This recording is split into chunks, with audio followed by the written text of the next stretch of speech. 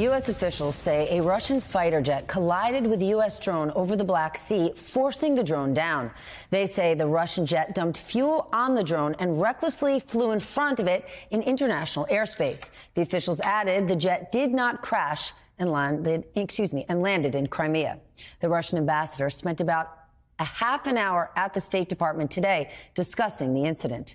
Meanwhile, the New York Times reports the International Criminal Court is planning to open war crimes cases against Russia tied to the Ukraine invasion. Back with me tonight to discuss, Michael McFaul, former U.S. ambassador to Russia and MSNBC international affairs analyst.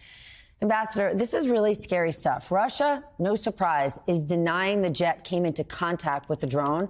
What is your reaction to this?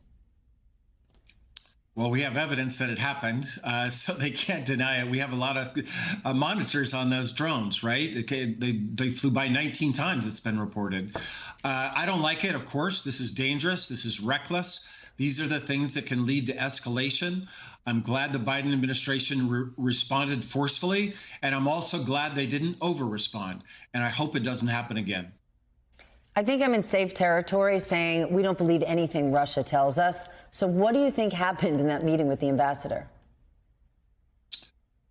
Well, I'm sure I can remember these kind of meetings and demarches, that's what they're called. When I used to be ambassador, when it would happen to me, when I'd have to receive them and I would deliver them, it's just warning. It's knock it off. Don't do this reckless thing. These things can lead to bad outcomes. Stop attacking these kinds of things. Our drone was in a legal space. It was around Crimea, by the way. We recognize Crimea as being part of Ukraine. This was an illegal act. Illegal acts can lead to bad outcomes. Don't do it again. Let's talk about bad outcomes, because how big of a deal is it that the International Court plans to open war crimes cases against Russia? I know in the past you've said this could be coming, and that does people brace themselves for it, but even if they do, there are still people dying every day in Ukraine. Well, I've been calling for this, and others have been calling for these kinds of actions from international actors, including the International Criminal Court, for a long time. So I think it's a great thing.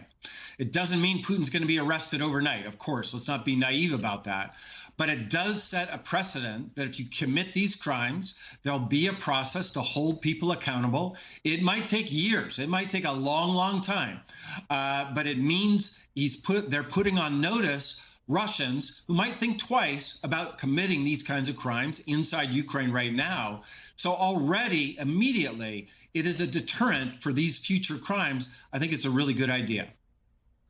It hopefully is, but let's talk about the future, because Ron DeSantis, possible 2024 candidate, I think I'm safe to say that, he weighed in on the war this week in a way that we have not traditionally heard Republicans. He told Tucker Carlson it is a territorial dispute and protecting Ukraine is not a vital interest for the U.S.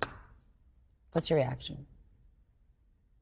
Well, first, I want to know why he changed his mind, because I've seen clips of him saying the exact opposite 2 years ago. So what changed his mind? You know more about politics in America than I do. I want to know the answer to that first. But second, of course, he's wrong. This is not a territorial dispute. This is an invasion, an unprovoked invasion of a sovereign country. It has been annexation. We set up the United Nations to stop things like this. We do not want to go to an anarchic world where it's just okay to invade your neighbor and annex the territory. That is really bad for our interests around the world.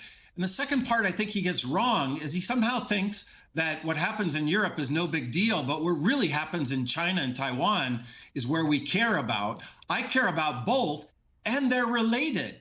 If Putin, God forbid, wins in Ukraine, that sends a terrible signal to the Taiwanese. I was just in Taiwan 5 months ago. There is no group of people I know on the planet rooting for the Ukrainians more than them, because they don't want to empower leaders, autocrats like Mr. Putin and Mr. Xi Jinping. And so if we lose in Europe, it means we're sending a signal that we're not strong.